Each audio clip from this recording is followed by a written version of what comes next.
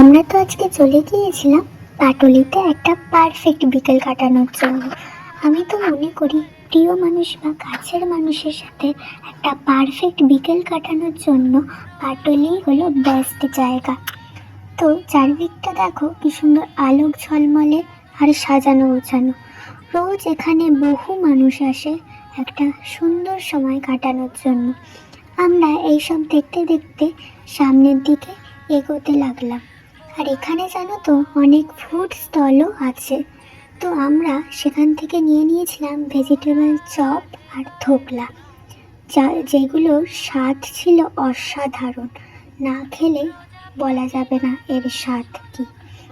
তো যাই হোক, আমরা খেতে লাগি। তোমরা আরও মিনি ব্লগস দেখার জন্য আমাদের আওয়ার লাইফ স্টোরি চ্যানেলকে সাবস্ক্রাইব করতে ভুলো না কিন্তু। আবার দেখা হবে অন্য কোনো ব্লগে। এখন বাই।